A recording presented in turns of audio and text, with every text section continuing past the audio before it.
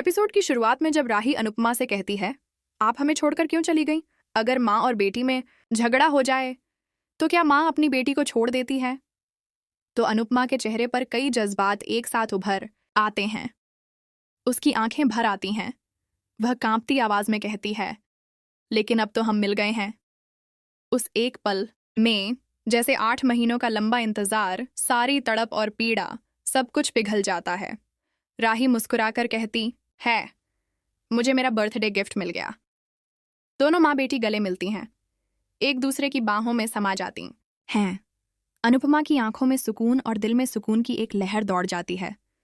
उसे लगता है जैसे उसकी दुनिया फिर से संवर रही है। वह राही की कलाई पर वही ब्रेसलेट देखती है जो उन्होंने सालों पहले उसके लिए खरीदा था। राही कहती है, हम दोनों के पास एक जैसे ब्रेसलेट हैं। अनुपमा भावुक हो जाती है और कहती है, मैंने दिल से प्रार्थना की थी कि तुम्हारे जन्मदिन पर तुम्हें देखूं। भगवान ने मेरी सुन ली। मैं 8 महीनों बाद तुम्हें देख रही हूं। ऐसा लग रहा है जैसे मेरे दिल की धड़कन फिर से चलने लगी है। राही भी भावुक होकर कहती है, हम इतने महीनों से दूर थे, लेकिन फिर भी हमारे दिल जुड़े रहे। फिर वह अचानक सवाल करती है, लेकिन आप मुझसे मिलने क्यों नहीं आई? अनुपमा की आंखों में गहरा पछतावा उतर आता है। उसकी आवाज थरथराने लगती है। वह कहती है, मैं कैसे आती? इस बार जो हुआ है वो इतना बड़ा है कि उसे कान्हा जी भी नहीं ठीक कर सकते। राही का चेहरा कठोर हो जाता है, लेकिन फिर भी वह कहती है, माँ बेटी के बीच तो कुछ भी ठीक हो सकता है। मैंने आपको बहुत मिस किया, लेकिन आप नहीं आईं। अनुपमा की आंखों से आंसू बहने लगते हैं। वह कहती है, मैं नहीं चाहती थी कि मेरी वजह से तुम्हें कोई तकलीफ हो। राही सख्ती से कहती है, आपकी कोई गलती नहीं थी। जो हुआ उसमें आपकी कोई गलती नहीं थी। अनुपमा की आंखों में एक पल के लिए सुकून आ जाता है, लेकिन यह सुकून बहुत देर टिकता नहीं। राही कहती है, आप मेरे साथ चलिए, मैं सब कुछ ठीक कर दूंगी। मैं आपके बिना नहीं रह सकती। अनुपमा जैसे ही उसकी ओर बढ़ती है, राही अचानक उसे धक्का देती है और उसका असली रूप सामने आ जाता है। अनुपमा स्तब्ध रह जाती है। राही का चेहरा गुस्से से तमतमा जाता है और वह कहती है, खुली आंखों से सपना देखना बंद कीजिए। अनुपमा ब्रेसलेट को देखती है तो राही कहती है, इसे देखकर याद रखना कि आपने अपने ही हाथों से अपनों की जिंदगियां बर्बाद कर दी। अनुपमा टूटती हुई आवाज में कहती है, तुम्हारे जन्मदिन पर तुम्हें देख लिया, मेरे लिए इतना काफी है। राही कहती है, आपसे मिलकर मुझे कोई खुशी नहीं हुई। आपने मेरा जन्मदिन खराब कर दिया। आप मेरी माँ नहीं हैं। आपकी वजह से मेरी जिंदगी नर्क बन गई है। मैं बहुत दिनों बाद थोड़ा सा खुश हुई थी, लेकिन आपने वो भी छीन लिया। मुझे लगा था कि आप तो शर्म से डूब मरेंगी, लेकिन आप तो अब भी सांस ले रही हैं। अनुपमा गहरे दर्द में कहती है, मैं कैसे जी रही हूँ ये सिर्फ मैं ही जानती हूँ। राही चीख कर कहती है, आपने सिर्फ आर्यन की जान नहीं ली, आपने मेरी खुशियों और मेरे रिश्तों का मर्डर किया है। फिर वह अपना सिर दीवार पर मारने लगती है। अनुपमा उसे रोकती है, गले लगाकर चुप कराती है। उधर प्रेम किसी क्लाइंट से कहता है, मुझे जाना है, काम जल्दी खत्म करिए। इधर अनुपमा कांपती आवाज में कहती है, मुझसे इतनी नफरत मत कर। अगर मुझसे नफरत करोगी तो खुद को भी तकलीफ दोगी। राही खुद को उससे छुड़ाकर चीखती है, आप मुझसे और मेरी जिंदगी से दूर चली जाइए। अनुपमा रोती है, मैं चली जाऊंगी। राही एक एक शब्द चुभते हुए बोलती है, आपको क्या पता कि आपके जाने के बाद मैंने क्या क्या सहा? अनुपमा चौंकती है, क्या हुआ?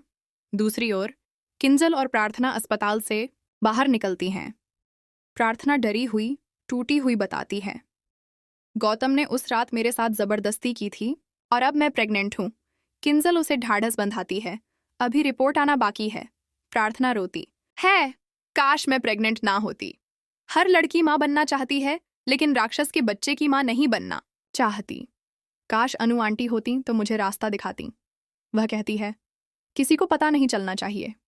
गौतम अपनी कार से उन्हें देखता है और सोचता है, प्रार्थना को खबर नहीं कि मैं उस पर नजर रखता हूं, मगर ये डॉक्टर के पास क्यों आई है? इधर राही कहती है, क्या आप सच में जानना चाहती हैं? पापा अब महान पराग कोठारी नहीं रहे। वे एक टूटे हुए पिता बन चुके हैं। माँ कड़वी हो गई हैं, मोटी बुआ खुद में बंद हो गई हैं। प्रेम अपने सपने छोड़कर बिजनेस चला रहा है। आपके एक फैसले ने सब कुछ खत्म कर दिया। प्रेम माही से बिजनेस की बातचीत खत्म करके कहता है, राही मेरा इंतजार कर रही है। राही कहती है, मैं सिर्फ प्रेम से प्यार करती हूँ और मैं चाहती हूँ कि मेरा परिवार बना रहे, लेकिन वो तभी मुमकिन है जब आप दूर रहें। अनुपमा सुन्न हो जाती है। राही हाथ जोड़कर कहती है, मेरी जिंदगी में वापस मत आइए, हम अब खुश हैं, दोनों परिवारों में शांति है, तो कृपया फिर से सब कुछ मत तोड़िए। अनुपमा टूट चुकी होती है। वह कांपते हाथों से कान पकड़कर कहती है, माफ कर दो, मैं अब तुम्हें कभी अपनी शक्ल नहीं दिखाऊंगी, किसी को मत बताना कि मैं मुंबई में हूं। राही फिर एक बार झर उगलती है, आप कौन हो? अनुपमा का दिल बैठ जाता है। राही कहती है, जब मैं आपको जानती ही नहीं तो किसी को क्या बताऊंगी। इधर प्रेम राही की ओर आ रहा होता है। राही जल्दी से अनुपमा को छुपने को कहती है। अनुपमा एक आखिरी बार कहती है, क्या मैं प्रेम को एक बार देख लूं? राही सख्ती से मना करती है और पीछे छुपा देती है। प्रेम आकर पूछता है, क्या तुम ठीक हो? राही कहती है, होटल चलते हैं, मनोहर जी से बाद में मिल लेंगे। प्रेम मान जाता है। अनुपमा एक कोने से छुपकर उन्हें देखती है। जब प्रेम राही को भुट्टा खिलाता है, अनुपमा एक छोटी मुस्कान के साथ तस्वीर लेती है। वह उन्हें देखकर मुस्कुराती है। एक बच्चे से कहकर वह फूल भिजवाती है। राही समझ जाती है कि ये फूल अनुपमा ने भेजे हैं, लेकिन जैसे ही टैक्सी चलती है वह फूल बाहर फेंक देती है। अनुपमा फूलों के पीछे दौड़ती है, सड़क पर गिरा एक एक फूल उठाती है और रोती है। उसके आंसू उन फूलों को भीगी मिट्टी में बदल देते हैं। एपिसोड खत्म होता है। अगले एपिसोड में प्रेम राही से पूछता है कि आज के दिन, उसके जन्मदिन पर ही वह मुंबई क्यों छोड़ना चाहती है। क्या कोई बात है जो वह छिपा रही है? वहीं ट्रेन में बैठी अनुपमा को एक अजनबी औरत देखकर झटका लगता है। वह औरत उसका हाथ पकड़कर कहती है, तूने मेरे बेटे को मार डाला। अनुपमा उसे देखकर कांप जाती है। उसे लगता है कि वह औरत कोई और नहीं बल्कि ख्याति है। क्या अनुपमा सच से भाग पाएगी? क्या राही का दर्द कभी कम होगा? क्या प्रार्थना को मिलेगा न्याय? जानने के लिए जुड़े रहिए। अगर आपको आज का एपिसोड भावुक और दिल को छू जाने वाला लगा तो कमेंट में ज़रूर बताएं। और ऐसे ही दिल दहला देने वाले ट्विस्ट्स और डेली अपडेट्स के लिए टेली एक्सप्लेन चैनल को लाइक करें, शेयर करें और सब्सक्राइब करना ना भूलें।